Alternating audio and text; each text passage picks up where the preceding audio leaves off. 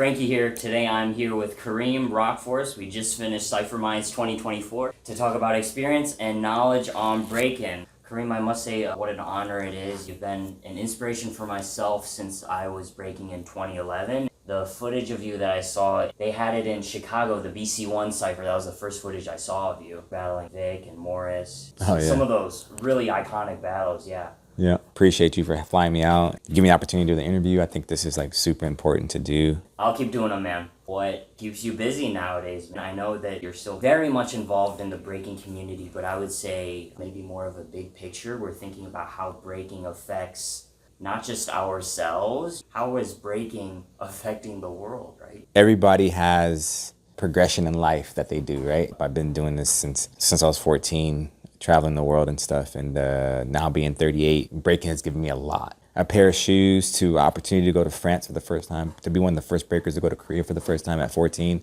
to now I met my wife in a show that I was doing, I have my daughter. Like, it's like so many things I can think of that is tied to breaking that I feel like now it's at like I should be at service and try to help the community instead of just trying to compete at a competition and win a cash prize. It's more than that, right? And it's been more than that for years anyways, but I think even more, I'm putting more emphasis on that now. Originally, I was recruited into Rockforce at like 14, and I was a member, obviously just battling, but last few years I became one of the presidents of Rockforce. One of my best friends is Kareem Donovan, so we are the presidents of Rockforce now. That's keeping me busy. Obviously being a father, being a husband, having my other career besides breaking, then owning a studio called Alchemy Breaking Academy in Las Vegas. That's another thing. Life is lifing, you know, so it's keeping me busy, you know what I mean? So yeah. As a younger breaker, you get to so singularly focus on breaking, right? Mm-hmm. And to really try to get good at it. For you to have your hands in so many different things, do you feel like it's sometimes disjoined, or maybe like you want to really focus on one thing, but you have other responsibilities? 100%. If I'm getting ready for a battle, usually I won't do any other projects or any other, like, I won't work my other physical therapy job when I'm getting ready for a battle, because I want to put 110% or more into that battle so I can get that 100% out, right?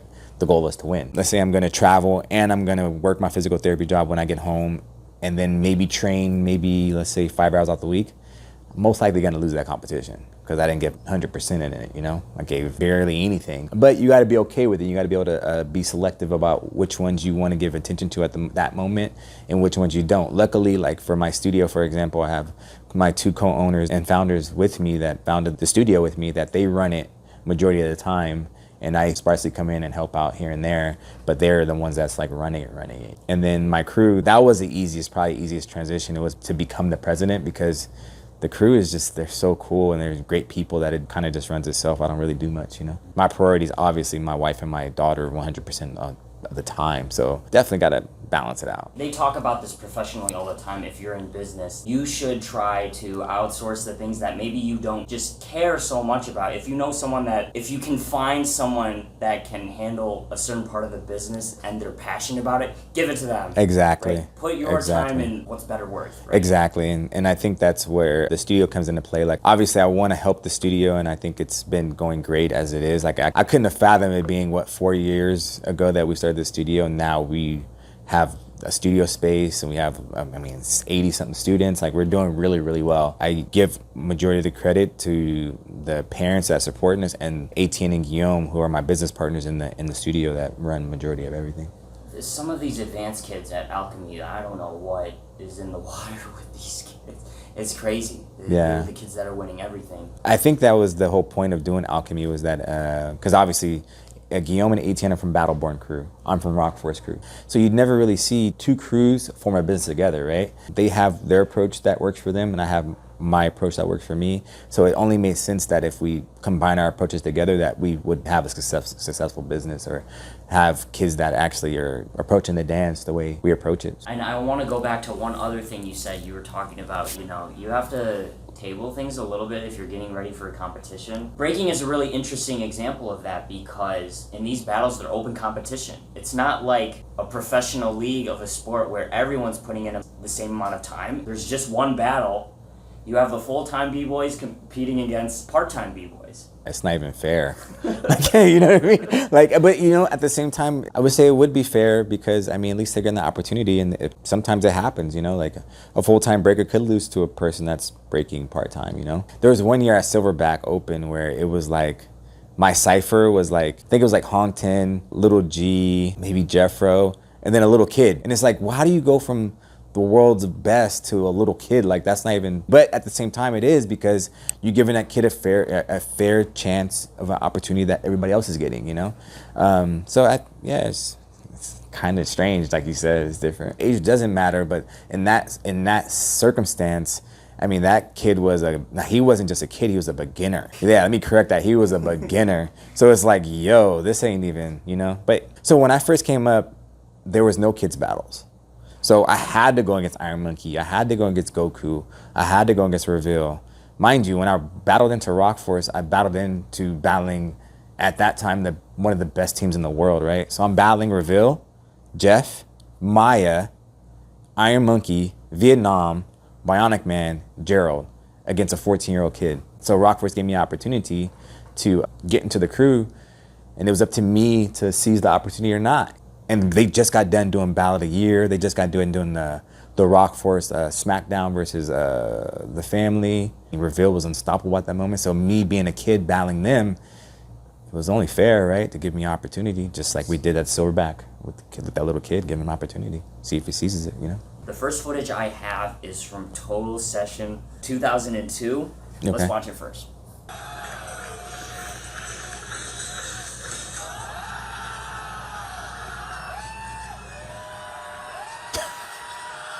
It's pretty funny, yeah. What do you remember about yourself as a person during this time? Super, super, super shy. In that moment, extremely nervous because I'm battling with some of the best dancers in the world. Again, I'm 14 years old here, right? So I'm battling Reveal, Benji, Jeff, Bionic Man, Iron Monkey. And then I'm going against, at that time, probably the best crew, one of the best crews in the world, and the best crew in France, probably easily, Vagabond. It's a special moment, but it's almost weird to watch it because, again, I feel like that I know that's me. I don't remember my mindset at that moment. One of my teachers, Paulski, who recruited me into Rock Force with Gerald, before this trip, he's the one that booked this trip for me. Before I left to go to the airport, he's like, yo, crews you're gonna be battling, it's gonna be hostile. I remember him telling me, expect it to be serious. These guys are the best. So you gotta go hard, don't play around, you know? Him telling me that and me experiencing it, it's totally different. I mean, if you see this big crowd, how did I do that at 14? And in my head, I don't know. Now that I'm older, I'm like, that's a tough one, you know what I mean? Is that kind of situation in a battle you feel like specific to France? Not to pick on them. Yeah. You're just trying to understand the landscape, if you will.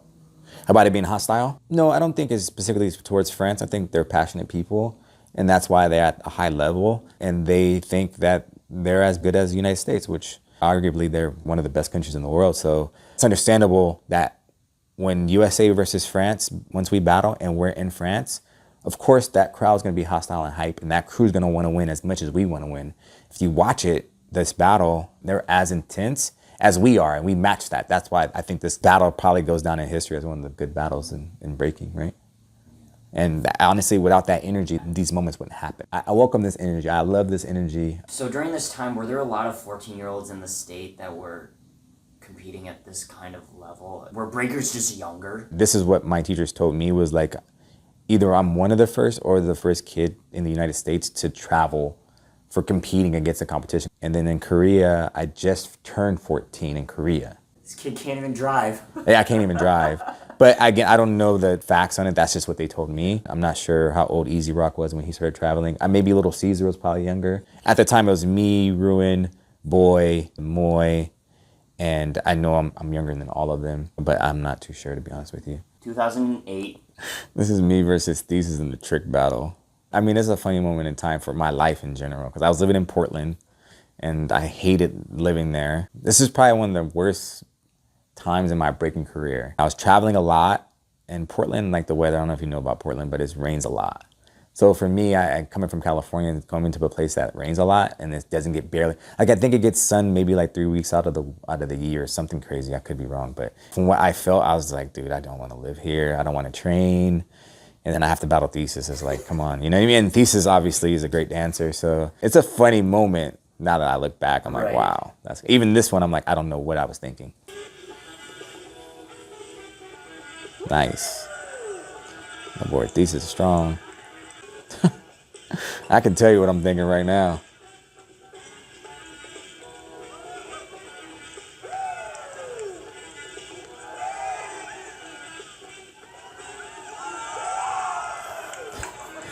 Well, I was thinking was that he didn't do a lot. He didn't do enough. Because we know thesis, he's usually going to kill it. But that round, I was like, oh, I remember what just watching it, I remember, and I was like, I'm about to fuck him up. He could have done way more, you know? He can answer that, but like, yeah, I thought he would do more. And then since he just did that, I was like, oh shit, I already knew what round I was going to do. And so once he did that, I was like, okay, I think I'm about to get this full. But that head spin hop is always, it's an iffy move. I might hit it, I might not. So when I look back, I'm like, wow, like I came such a far way as a man, you know? It's cool to watch it, but I just remember just being immature. But still, I mean, even when I was immature, I was always on time. There was just certain things about my life that like, I didn't have a house, I didn't have my daughter, I didn't have my car, you know what I mean? I didn't have a career outside of breaking, you know? During this time, when I was living in Portland, like I was just like, I have to go back to California. This was a moment where I did a battle overseas and I needed to win so I can get some money. And I lost the battle. I decided right after that battle, I was like, I need to go back home to California. Like, I have to go back to California. If I'm gonna continue to break, it's either I stay in Portland and I quit breaking, or I go back to California and I continue breaking. But within that time, I was like, I'm gonna continue breaking and I wanna go to school. So I just decided to start doing that. And that's when my career kind of took off even more, you know. It was a good decision to move to Portland, and then it was a better decision to move away and go back to Cali, you know. Can you give any advice for younger folks, or they don't even have to be young, if they're considering that kind of route where they're depending on battles a lot to support themselves? You do want to follow your dream, 100%. You want to follow your dream, follow your passion, but also to be self-aware of like what position you are in life. Could I go back and break full time and without having multiple sources of income? Yes. Is it a smart decision? No. Really be self-aware of where you're positioned at and where you want to be. Write down goals of what you want to do, what you truly want to do. In reality, if you look at the crowd in both of the clips you just sent me, 2002, 2008, this is a totally different crowd. I don't even know who none of these people are. Do it for yourself. Don't do it for the crowd. Don't do it for the people. So if you really want to break full time, 100%, go ahead and do it. At this moment, I realized what I wanted to do, and I'm really fortunate that all of it came true for me. Really well put. You have your own strengths, you have your own resources, you have your own advantages in your life. Take advantage of those if you can. Oh, 100%. Yeah, and self-awareness is crazy because a lot of people are not self-aware. Let's say you're driving and then there's a person that's driving crazy. You're in your car, in your bubble, and you think that person's driving crazy. But you're in your own world. If you're not self-aware, what if that person's the one thinking you're crazy? You're the one driving crazy. So you have to be self-aware when you're battling or when you're driving a car, when everything you're doing, I think you should be For me, I want to be self-aware. BC1 2011. For this event, I remember me and Morris became really close before this battle. Like maybe like 2 months before we got this battle, me and Morris were training like every other day together for this event. And then the day before when they pair us up battling first round, this is some bullshit. Because one, we're from the same city. We've already won world championships, both of us. What's the chances of both of us from the same city, both have good chances on winning this competition and both being in the first round against each other? What's the chances? Yeah. This was a great event. This was one of the better ones, one of the better BC ones, USA's, I think, in my opinion. They had the list, the lineup was amazing. I agree. Yeah. Absolutely. That boy Vic was flying. That fool had a mohawk. Was that a mohawk?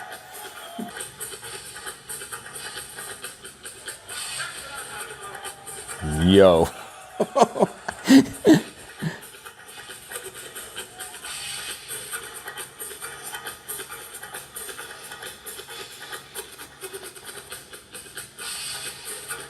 do you think?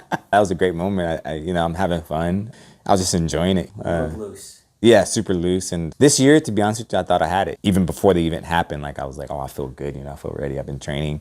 And that's why I think the Morris battle sticks in my mind even more, because that battle was like, anybody that knows Morris, he's one of the hardest people to battle. So by beating Morris, I genuinely thought, I was like, oh, and I knew what the bracket was. So I knew I was going to battle Joe the next round and then Vic. Nobody really knew who Vic was like that. I mean, well, not nobody. I personally didn't know him like that at that time. So I didn't really know what to expect. But I mean, he came out to be a dope breaker in that night. Why is Morris so hard to battle? His determination and his willingness, I think he's probably either the hardest person to battle or one of the hardest people to battle in breaking ever. Because being a competitor against him, right, because that's how we grew up together, he was hard. And I didn't know how and why he was so hard to battle. I mean, this is not the first time me and Morris battled.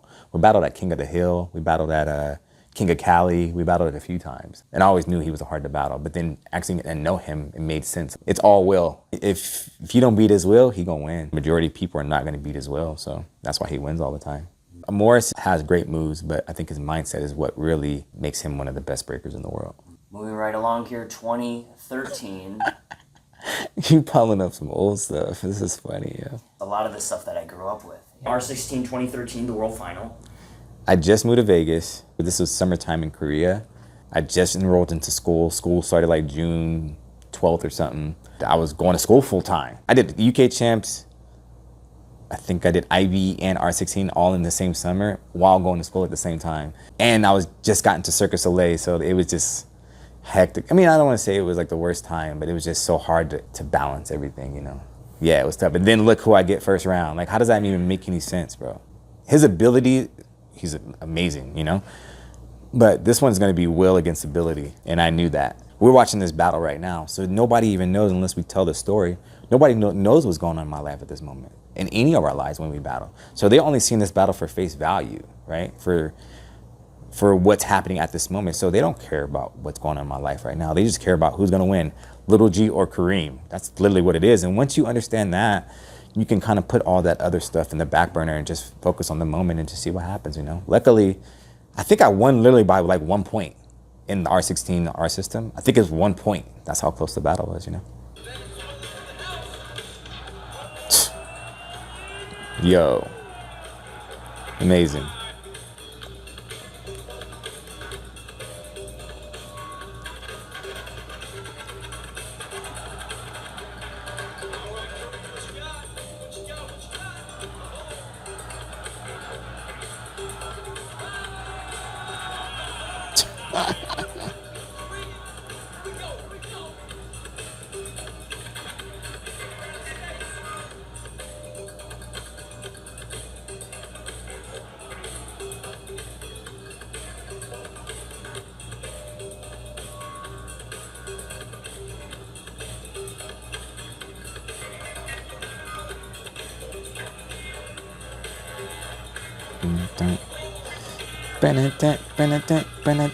Damn. Yeah, Little G's one of the best power movers in the world, right? It's gonna be hard for me to beat him at power. I know that. He's gonna beat me in power. That's cool. But there's so many other options and other things that I can win in, so that's what I try to focus on, right? At that moment, I remember like, damn, that's amazing. You almost have to like trick your mind and like when you see him do a combo like that, if you realize that is dope, it's gonna make you react that way, right? So you kind of have to trick your mind and understand that that is dope, but don't acknowledge it and go out there like it was whack. That's why I'm able to kind of smile and kind of be more playful, because if I react like that's a dope combo, I'm most likely gonna break that way and the judges are gonna see that. But that's me battling.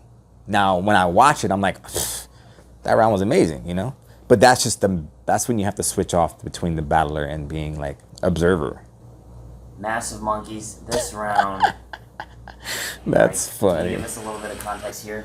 There's certain jams that I feel really comfortable at. This ain't one of them.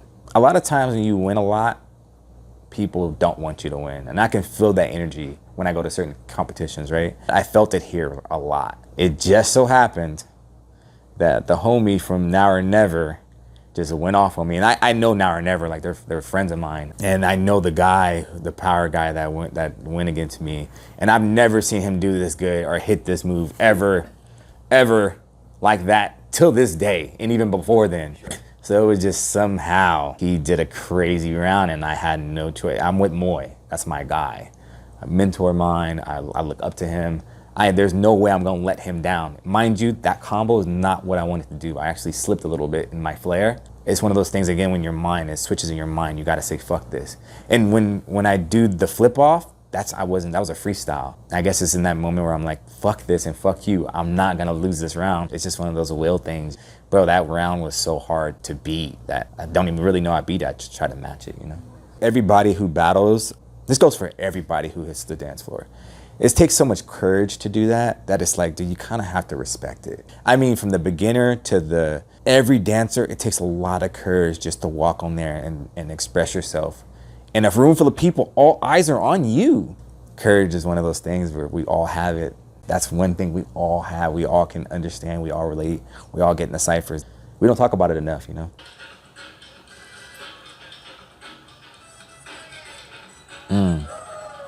Yeah, this boy did that, boy.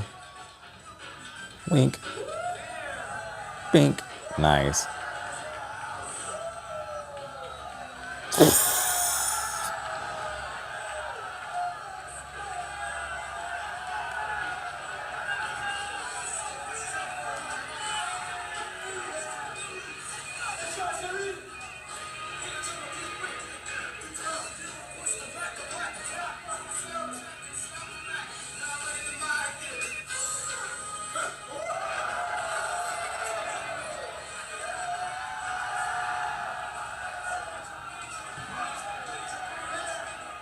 I want to point out one thing that you said, the way you describe how, you know, you're teaming up with Moy and it's about not letting your crew down. When you tap into some sort of inspiration that is beyond just your own gain, you actually tap into a greater power, if that makes sense. Oh, 100%. Rock Force, we say pay it forward, right? Gerald and Polska gave me an opportunity to get in Rock Force, right? They gave me an opportunity to get in Rock Force with Reveal, Iron Monkey, Jeff, Maya, Gerald, Bionic Man, Benji, right? A little 14-year-old kid, right? If they didn't pay it forward to me right now, me and you would not be talking right now. I have to pay it forward to my other guys. So we have to keep that going and going.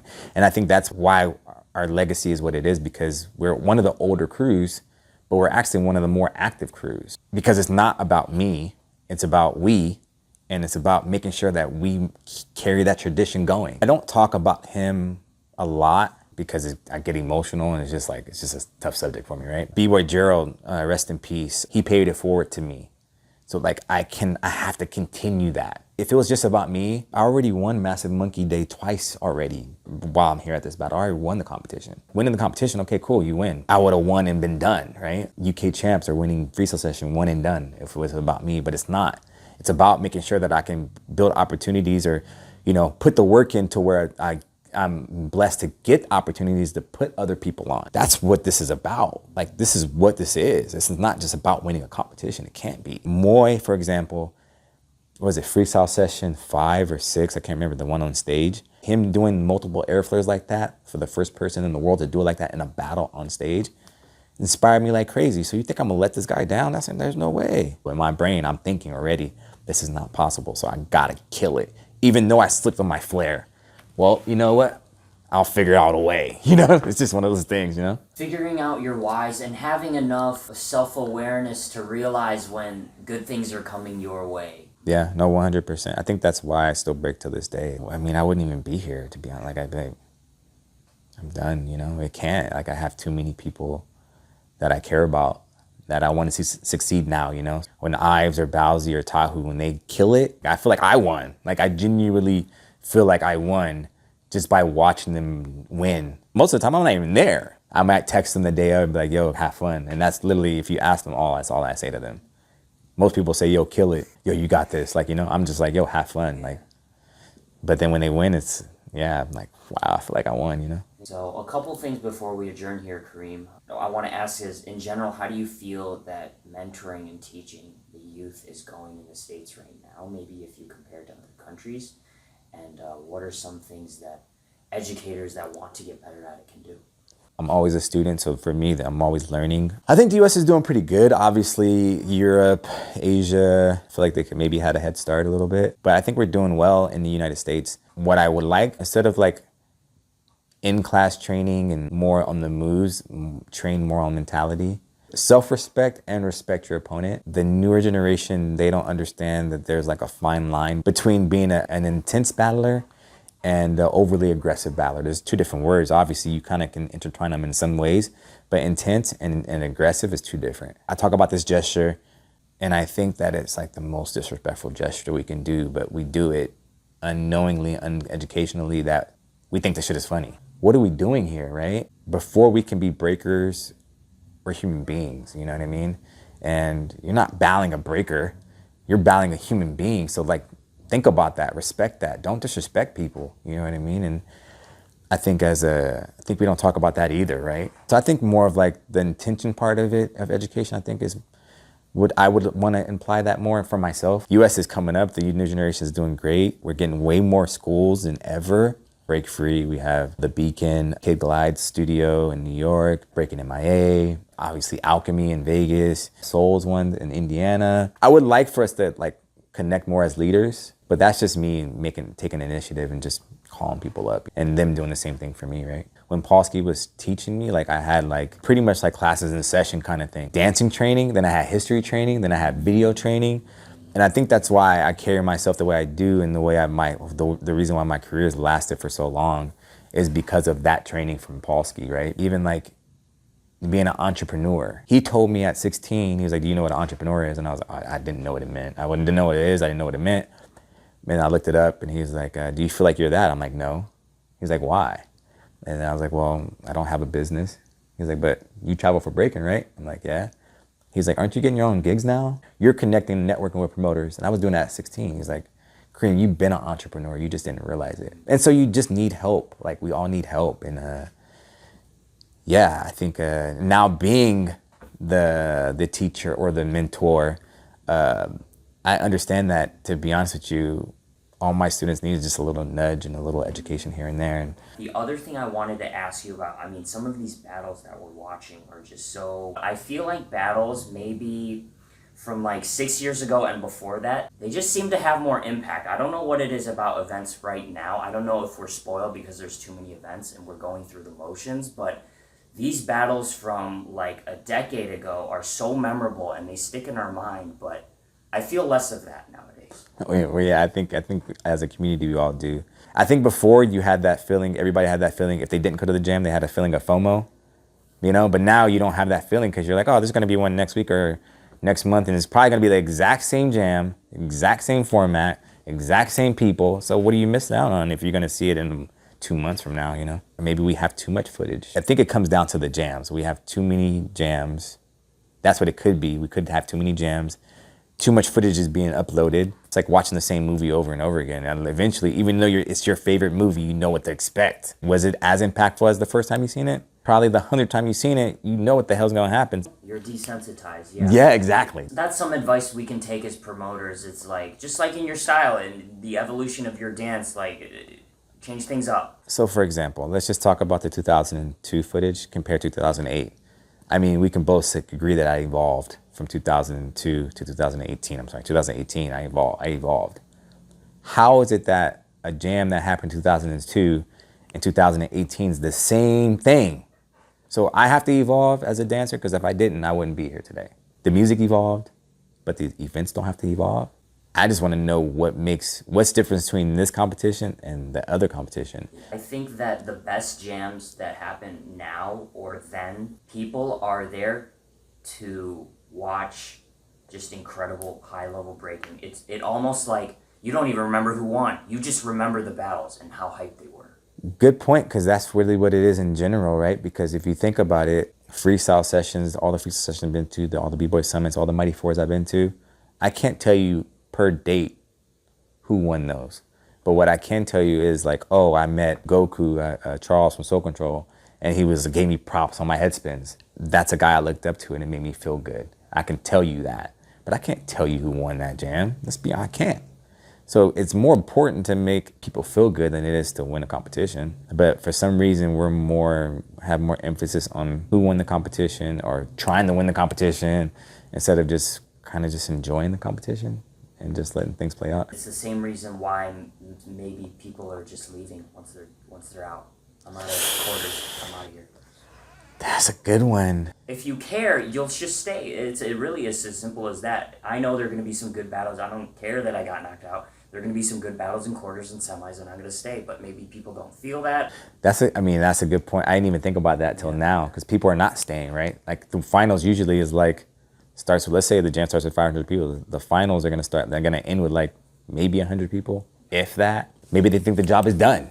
Like, why would you stay at your job for extra hours when the job is done? You know, I don't know. Like, maybe when I'm competing and I lose, to be honest, I don't care who won. Because I didn't win, you know? Like, so, I mean, unless it's a friend of mine that I care about, but if it's people that, like, I don't know, I can see it on YouTube tomorrow, you know? I'm gonna go get some food and get some water, you know?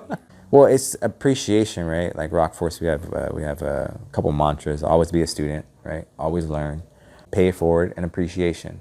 A man that can't appreciate just a drop of water can't appreciate all the wealth in the world. That higher power, God, whatever, didn't have to give you that sip, you know what I mean?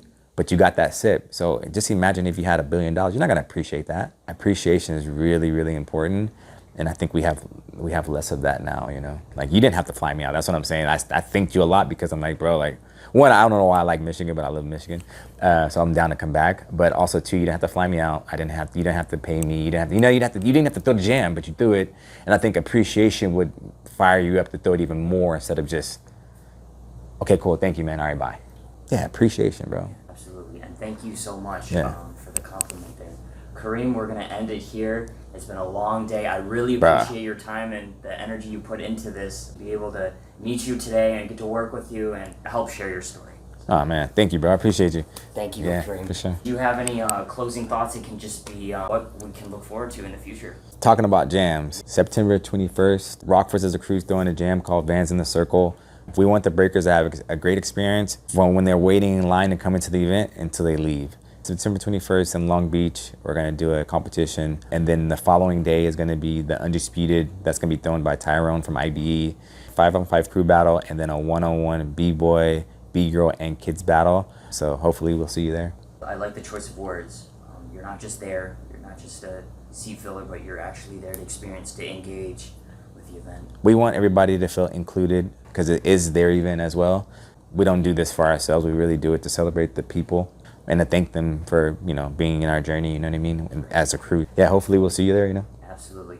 Thanks again, Kareem. Easy. Safe travels home. Easy. Thank you, bro. Yep, and we'll see you soon, all right? For sure.